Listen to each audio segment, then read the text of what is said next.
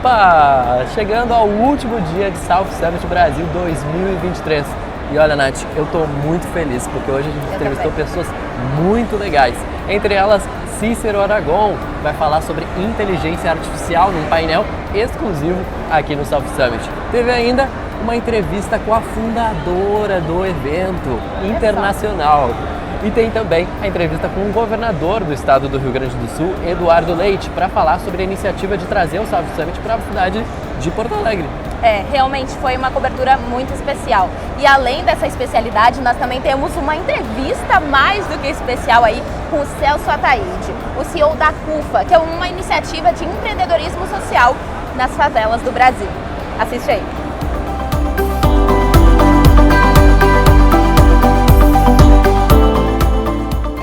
Hola, ¿qué tal? Yo soy estudiante de periodismo y la pregunta es ¿por qué hacer este evento aquí en Porto Alegre? ¿Cuál es la relación y por qué aquí? Porque esto nos gusta mucho. ¿Le gusta mucho? No. Esto tiene su explicación muy clara.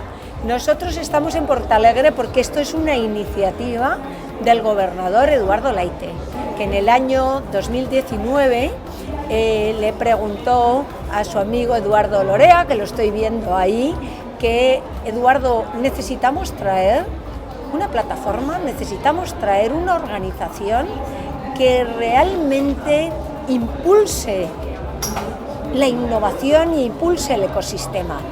Porto Alegre, Río Grande do Sul, es el estado más innovador de Brasil y lo que queremos es impulsar el gran ecosistema, impulsar a todos sus actores, a las startups, que las startups trabajen de la mano de la empresa tradicional, de las corporaciones, que eso beneficia a todos, a uno la startup desarrollando su negocio y a la corporación transformando su negocio para adecuarlo al ritmo del mercado, que le es imposible hacerlo solo, necesita hacerlo de la mano de la startup que es muy innovadora y todo ello con la gasolina del inversor. Y además, siempre pensando en global. No pensamos en Porto Alegre, no pensamos en Río Grande do Sul, ni en Brasil, ni siquiera en Latinoamérica. Pensamos en todo el mundo y eso es lo que quería el gobernador, que fue muy pionero y además lo hizo de la mano de todos. Convenció, y yo creo que es que además el prefeito se dejó convencer en el minuto 1 de que esto era bueno para esta ciudad, convenció a toda la asamblea ha estado verdaderamente muy implicada y lo más bonito, además todos los grandes empresarios de este estado han estado apoyando, apostando porque están convencidos que necesitan esta palabra mágica, innovación, innovadores, trabajar todo de la mano en colaboración y por eso estamos aquí en Porto Alegre, en este lugar tan maravilloso, con esta gente tan increíble, tan acogedora y que nos hace a todos sentir muy especiales y que además juntos vamos a hacer muy grandes cosas que van a ser buenísimas para el futuro de todos. É menos importante que o governador tenha trazido, é mais importante o quanto que tanta gente abraçou esse South Summit. Ele não é do governador nem de ninguém especificamente, ele é de todos nós.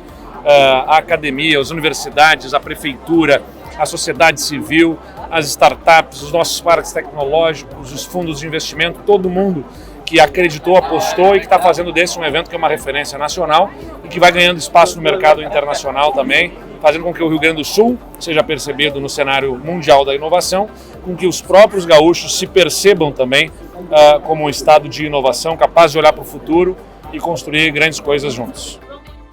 Olá pessoal, a gente está aqui com a Aline De Pares, da Privacy Tools, que vai contar um pouco pra gente sobre tudo que está acontecendo aqui no South Summit, no stand da Privacy Tools e principalmente, para a gente começar, conta um pouco da sua trajetória pra gente. Olá Bruno, olá pessoal, estou muito feliz de estar aqui pelo segundo ano, participando desse evento como speaker, mas sobretudo como uma grande aprendiz e mais do que isso, uma grande entusiasta.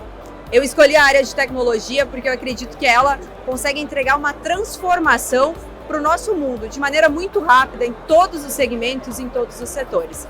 E é por isso que eu atuo nela há mais de 17 anos. Então, essa minha trajetória, desde estágio, a uma intraempreendedora, a uma empreendedora ao longo dos últimos 14 anos, vem com esse foco de entregar a transformação para a sociedade. Eu acredito que nós, enquanto empreendedores, podemos sim transformar o nosso mundo. E o que as experiências de vida te trouxeram de ensinamento para esse momento que tu está agora aqui? Fantástico. Eu sempre gosto de salientar que eu não nasci no meio, no ecossistema de tecnologia. Meus pais são agricultores.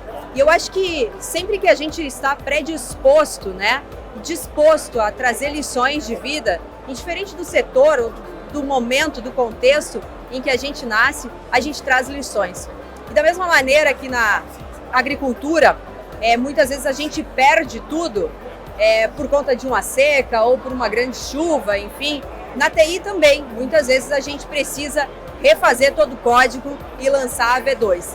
Então eu acho que na área de tecnologia a grande lição é que nós possamos sim lançar a V1, mas se não deu certo, bora para a V2, bora fazer de novo, bora acreditar no nosso propósito, é assim que a gente transforma o mundo. E a Aline tem um painel aqui no South Summit sobre cibersegurança. O que tu pode contar pra gente sobre o que vai ser tratado lá? Bom, o painel trata, né, de um assunto super pertinente acerca da privacidade e proteção de dados. Esse é um direito fundamental, reconhecido pela ONU e reconhecido pela nossa Constituição. Todos nós temos direito à privacidade, a cuidado que é nosso, do nosso íntimo. E a gente vai falar muito sobre isso, sobre esse direito fundamental, mas também sobre o quanto ele impacta nas transações e nos negócios a partir de agora. O quanto a tua empresa, a partir desse momento, pode ter uma vantagem competitiva, não só aqui no Brasil, mas no exterior, se estiver olhando para esse assunto com o devido zelo, com o que a lei efetivamente requisita e demanda. Como é que funciona a tecnologia de proteção de dados? Como é que as empresas conseguem usar essa tecnologia? Perfeito. Eu costumo dizer que todas as empresas, desde a padaria de esquina até a NASA, manipulam dados. E que a gente vive em uma economia cada vez mais digital. E por isso, é óbvio que todas as empresas que manipulam dados precisam ter um controle muito assertivo do que estão fazendo. E nós aqui da Privacy Tools temos uma plataforma que entrega esse controle e essa assertividade. A gente não pode esperar uma gincana no momento de um incidente. E a gente sabe que diariamente ocorrem incidentes. Então, contem conosco, contem com todas as tecnologias disponíveis no mercado para cuidar do principal ativo da tua empresa, que no final do dia, obviamente, é o nosso cliente, somos nós, são os titulares. E agora sobre o stand aqui da Privacy Tools, o que vocês trouxeram para o South Summit para a galera que está passando por aqui? Fantástico! A gente tem muita coisa, visitem, é o stand 59, aqui no Marketplace, e vocês vão encontrar aqui todos os nossos executivos para contar para vocês sobre a tecnologia, mas mais do que isso, sobre o valor que a Privacy entrega enquanto vantagem competitiva, uma vez que você tem uma plataforma na sua empresa para cuidar de novo do seu principal ativo. Então vem aqui, conhece, brinque com a nossa roleta da privacidade aqui, concorra a diversos prêmios que tem aqui e, obviamente, cuide do seu ativo, cuide dos seus dados, cuide da sua empresa para que ela possa, assim, deixar o melhor legado, mas, sobretudo, crescer. Para explicar um pouquinho o que é essa roleta aqui, ela tem várias expressões também do mundo corporativo, tem ESG, tem várias coisas muito legais. Então, a pessoa concorre a prêmios se ela vem aqui e roda a roleta? Exatamente, ela concorre a prêmios com base no que está escrito. Ou seja, se você cuidou das suas políticas para os titulares, tem um prêmio para você. Se você está divulgando, se você está cuidando dos cookies, tem outro prêmio. Se você tem um programa de ESG para atender as demandas das 50 ODS da ONU, da Agenda 2030, você tem outro prêmio.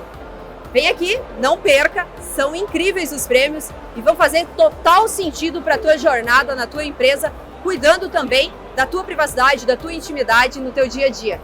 Gostaria de agradecer imensamente a sua entrevista aqui ao canal Market e muito boa sorte no painel e também aqui no South Summit Brasil. Obrigada, Bruno, e até breve. E que a gente tenha um excelente South Summit e possa, com certeza, aprender e crescer a cada dia nesse ecossistema. Muito obrigado. Obrigada. Oi, gente, tudo bom? Eu sou a Vitória, tô aqui no terceiro e último dia do South Summit, no Executive Lounge, com a Doda. Ela vai falar um pouco sobre a questão da alimentação aqui no South Summit esse ano. Quero te perguntar como é que foi surgir essa ideia da alimentação, o que mudou do ano passado para cá? Oi, tudo bom?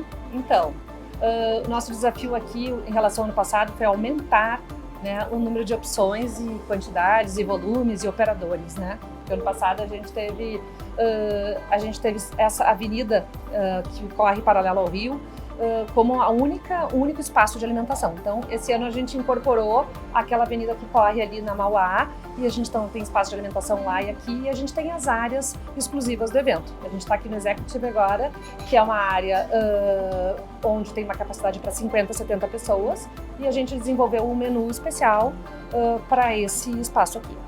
Muito legal. Eu sei que tem um chefe para cada dia do South Summit. Isso é muito bacana, muito interessante. Eu quero saber como é que tu chegou nesses chefes, como é que foi chegar nesses chefes, qual a ideia por trás desses chefes. Qual foi o desafio?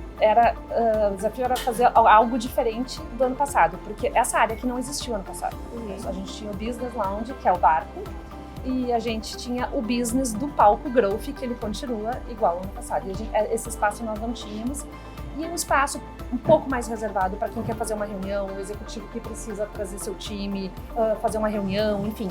E a gente queria colocar uma cereja nesse espaço em relação aos business.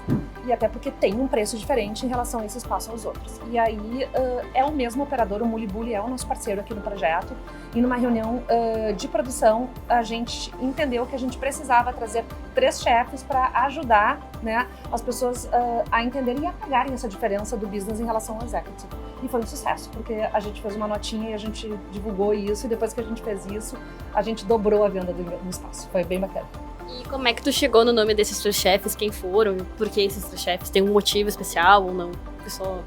A gente está com um chefe da Bela Vista, um chefe do Bonfim e um chefe da Cidade Baixa. Então foi uma coisa também pegar regional, assim. Isso, tudo hiperlocalismo. A gente está tentando, dentro do possível, trabalhar com ingredientes e insumos locais. E eu trabalho há muito tempo na área, né? E eu gosto muito, eu normalmente cuido dessa área de gastronomia. Então a gente tem um chefe que está cuidando dos doces, que daí ele participa de todos os 3 dias. E na verdade cada um desses chefes, ele assina o prato do almoço, né? Um dos pratos do almoço, pontualmente. E porque é um volume muito grande também, então assim, a gente escolheu um momento do dia para esse chefe participar, então a gente escolheu o horário do almoço. Olá pessoal, a gente está aqui com o Cícero Aragon, que é CEO and Founder da Box Brasil Media Group, que acabou de terminar um painel sobre inteligência artificial. Então, Cícero, qual que é o impacto da inteligência artificial, principalmente no mercado de entretenimento?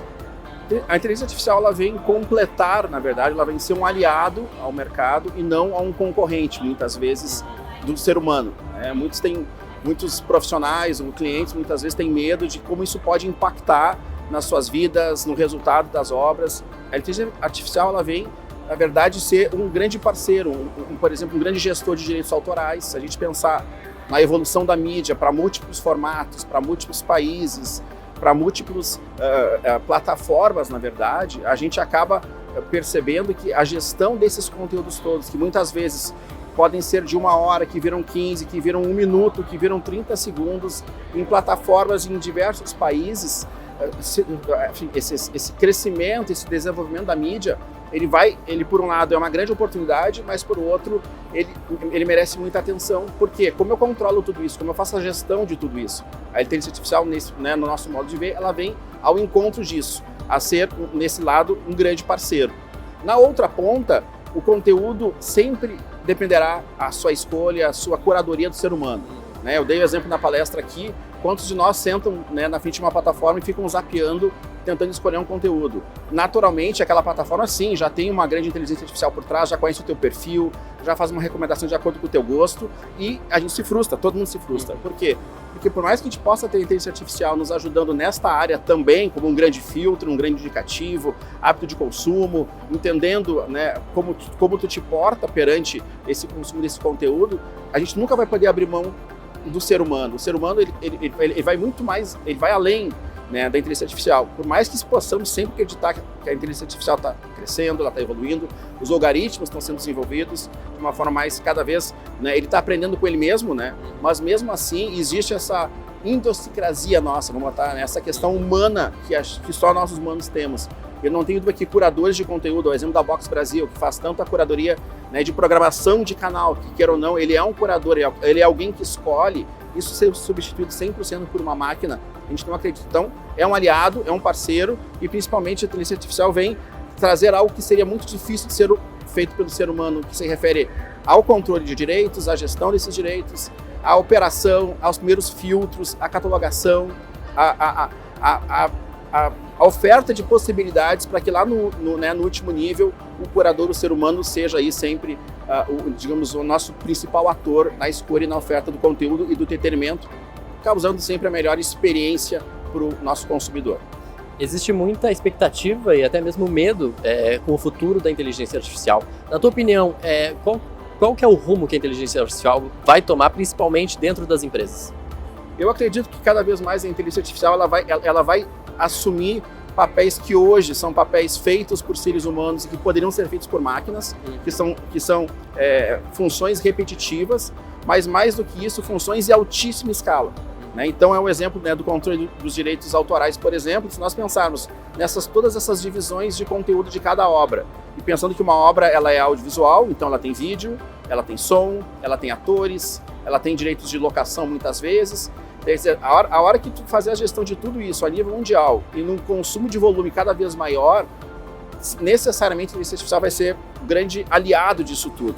Principalmente, né, o que eu dei o exemplo aqui na palestra, quase que se tornar um blockchain, na verdade, que assim como quando, né, se faz a mineração de bitcoins da vida, que fica mapeando a nível mundial onde, né, essas moedas, ou na verdade esses arquivos se encontram para evitar que eles não sejam duplicados e proteger esse ecossistema, tenho certeza que o audiovisual vai caminhar para esse sentido.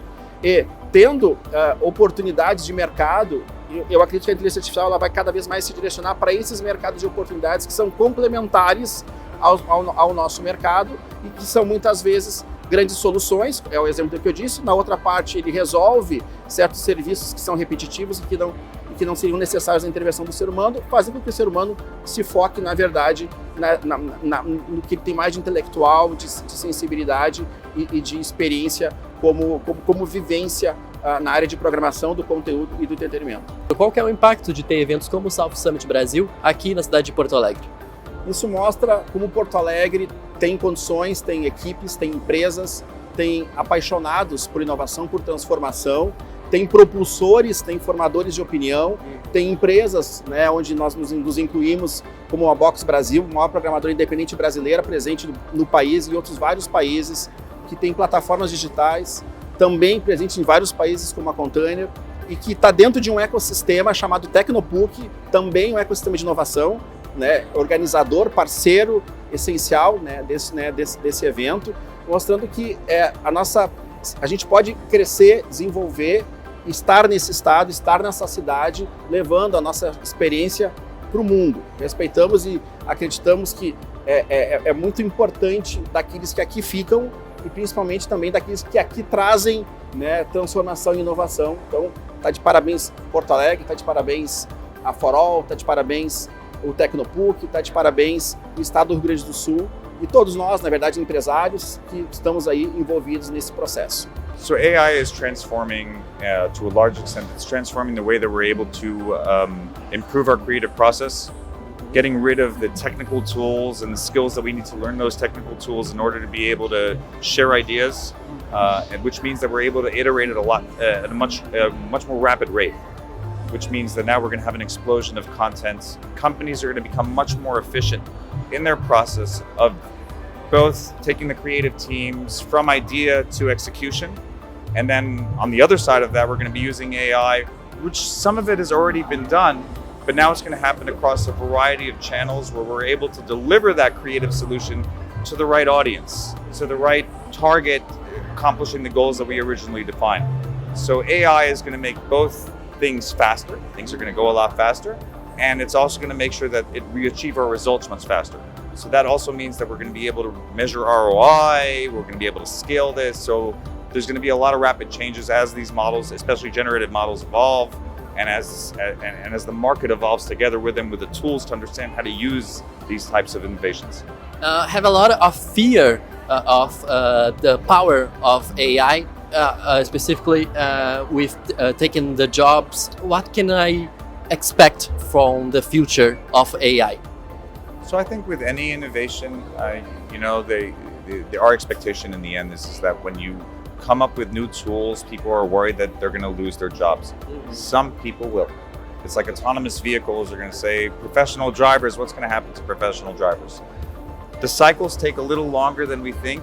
Even though generative AI is happening very, very quickly, it takes time. So some people are going to have to learn new skills. And the new skills are going to be around, how do I ask the right questions? So I'm less concerned about people losing their jobs. I think it's more about, and the opportunities here, of course, are providing training opportunities for professionals to learn these new skills, to use these tools correctly. But yes, there is always, innovation causes some turmoil, this is true. And the use of AI in the media market, what we can expect from the future? So I think that the future in the end is that we're going to see a lot of synthetic generation of content, and especially in the near-term future. I'm focused more on our ability to be able to create these types of experiences and how do we deliver these experiences correctly. So I think that the future of marketing is much more personalized. You could think sometimes, many times it comes up as like Minority Report, the movie, too personal, too personalized. I think that movies, we end up living these movies sometime in the future. But I think that the future of marketing means that marketing is just going to get a lot better. It's going to become more personalized. We're going to spend less time dealing with the technical aspects to make it happen. Olá, eu sou o João Pedro Balém e estou aqui com o Guilherme Zonazzi, o CEO da Aprix. Por favor, me conte um pouco sobre ela. Tudo bem, pessoal? A Aprix é uma IA para resolver problemas de precificação.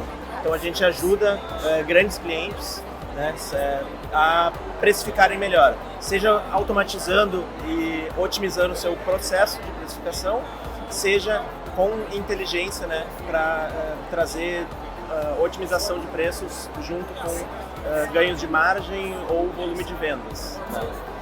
Ano passado a gente foi uma das vencedoras aqui do South Summit, com o prêmio de melhor time.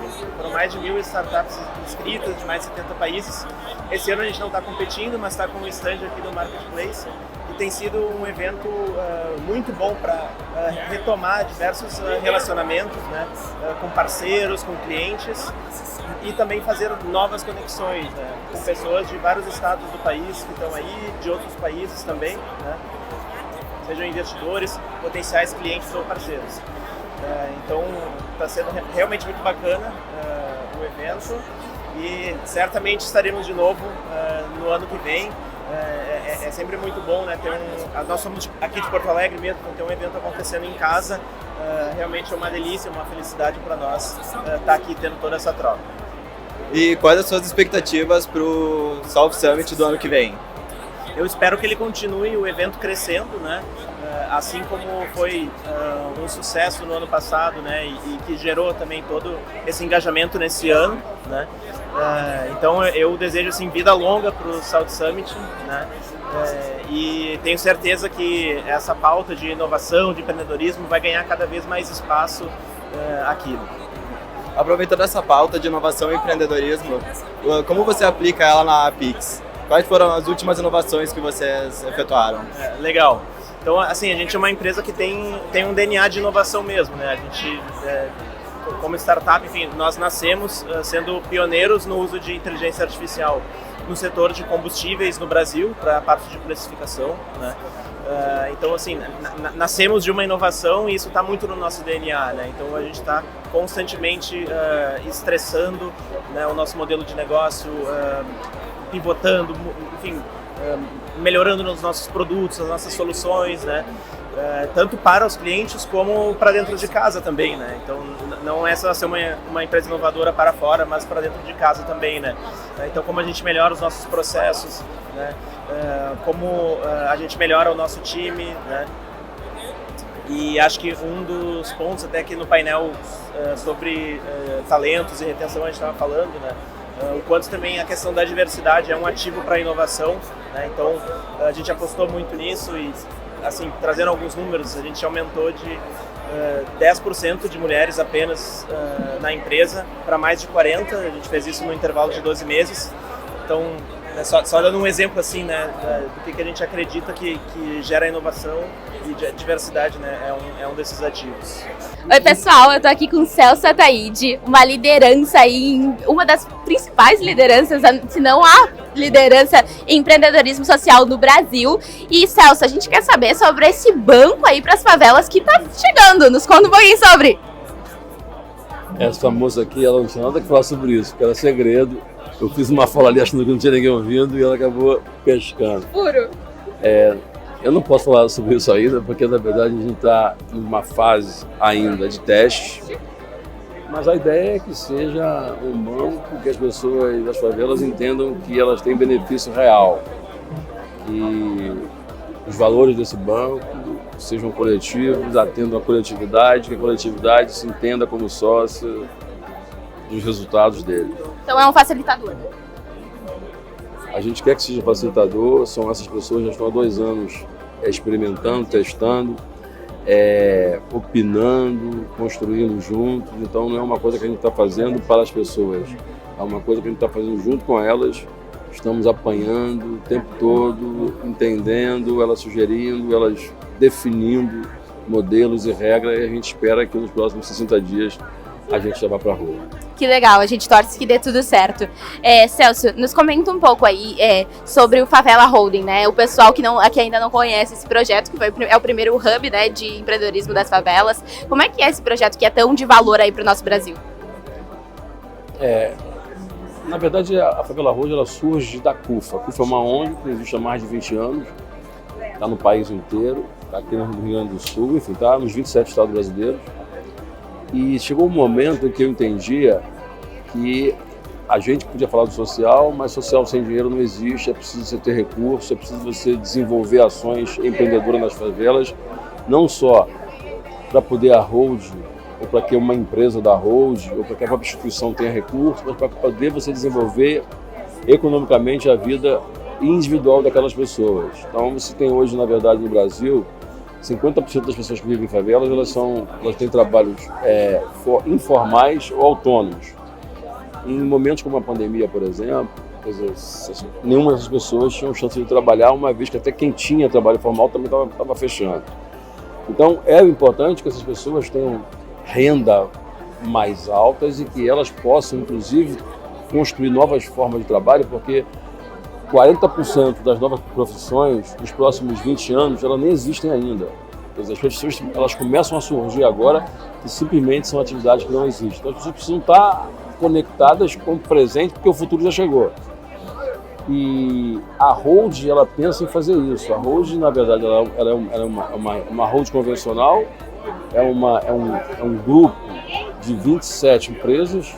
Você tem empresas que têm várias franquias, como empresas de passagem aérea, de empresas de marketing digital, você tem empresas de logística, você tem empresas, por exemplo, de outdoor comunitário, que são placas de 2x1. Você tem os mais diversos tipos de negócio à disposição. E todas essas empresas dentro das favelas. O que faz provar que existe uma potência muito grande, existe um consumo muito grande, basta você entrar nas favelas, você vai ver que o comércio está aberto. Você vai ver que mesmo com a pandemia, mesmo com a dificuldade, o ecossistema continuou firme, agonizou, mas hoje já está funcionando como antes da pandemia. Então, é necessário que a gente entenda que essas pessoas fazem parte do mesmo país. Você pode ter um lugar ou outro que tem uma renda menor, mas elas não são carentes. Você vai na favela, não tem ninguém pelado, você vai ver os salões de beleza funcionando, você vai ver os barzinhos funcionando, você vai no jogo de futebol, por exemplo, as pessoas das favelas estão assistindo seus jogos, estão lá torcendo em função do amor pelos seus times. Então, criar uma holding nada mais foi do que você perceber a importância dessas pessoas, você perceber a força desse ecossistema. O que eu torço é porque a gente não seja a única holding que tenha no Brasil de favela. O que eu torço para que as ONGs de favela virem seu CNPJ para empresas, porque o que difere uma empresa de uma ONG é basicamente que uma distribui lucro, a outra não. Então, eu acho que a gente precisa também tirar essa ideia de que na favela ninguém precisa de dinheiro, quer dizer, existe uma criminalização do lucro para a favela. Se você é preto, se você é favelado, parece que você não precisa de dinheiro. As marcas vão nas favelas, fazem ativação e o favelado diz, olha, eu não quero ganhar nada, tá? Como se fosse uma vergonha, como se ele estivesse cometendo um crime e queria ganhar alguma coisa. Então, essa questão cultural, ela precisa começar pela própria favela. Ela precisa se despir desse preconceito e dessa ideia de que o dinheiro é uma prerrogativa de quem é do asfalto. Então a Hold, ela parte da premissa de que o dinheiro precisa ser um patrimônio para todo mundo, é entender que na medida que a gente cria um estudo de pesquisa, que é o Data Favela, que pertence à Hold também, que faz com que a gente tenha informações o suficiente para não falar apenas pelo coração, mas falar baseado em dados, em estatística. Isso tudo vai fazendo com que a gente vá fazendo com que as pessoas das favelas aumentem o seu grau de exigência em relação aos produtos, aos serviços que elas consomem e fazendo com que quem faz, na verdade, essas entregas passem a ter mais responsabilidade.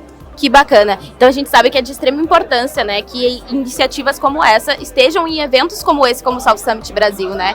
Celso, o que tu tá achando de toda essa atmosfera? A gente sabe que tu tá aí desde o primeiro dia de evento, né? Além dos painéis, tem participado, tem concedido entrevista, tem sido um movimento bem bacana, um movimento bem grande. O que tu tá achando? Na verdade, eu acho que eventos como esse são muito importantes, mas eu acho que mais importante do que eventos como esse são as favelas fazerem seus próprios eventos.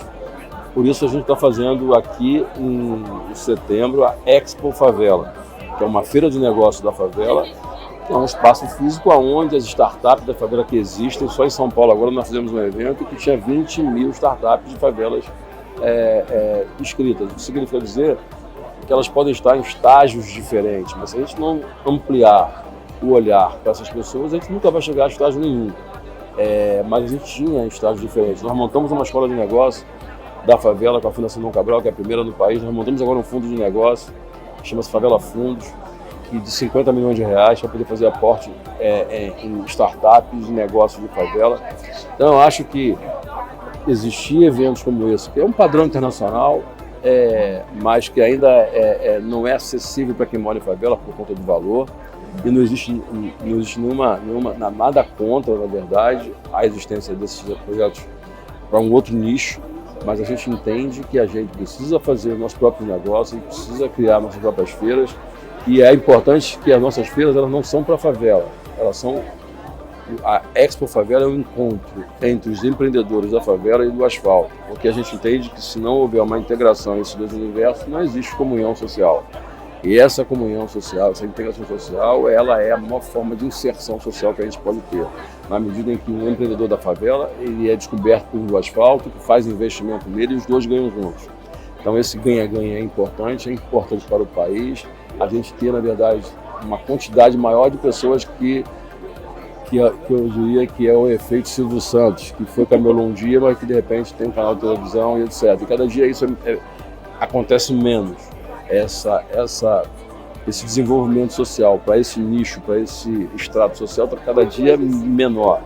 E apesar dos avanços, ele é muito menor do que o que a gente representa hoje na sociedade. Então, se a gente tem hoje 212 bilhões, para ser mais exato, que é o número que nós mobilizamos na economia nacional, a gente precisa, na verdade, não apenas consumir, mas precisamos fazer gestão daquilo que a gente também consome. Então, a primeira coisa é vir em eventos como esse, falar em eventos como esse, significa também seduzir, impactar e fazer com que as pessoas desse universo, assim como as pessoas que estão nos ouvindo, nos vendo aqui agora, possam também entender que nós existimos, e eu tenho certeza que nenhum de vocês que estão nos ouvindo, nós estamos nos vendo aqui agora, imaginavam que pudesse existir só em São Paulo 20 mil startups em favela.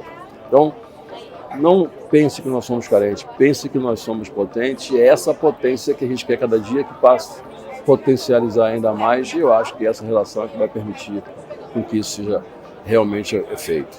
Que legal, muito obrigada mesmo, Celso. Nós sabemos então que Expo Favela aqui em Porto Alegre em setembro, isso? Eu não sei exatamente o dia, me parece que é muito bom de setembro, mas de qualquer maneira setembro está chegando e vocês estão todos convidados. Ah, que legal, nós estaremos lá. Muito obrigada.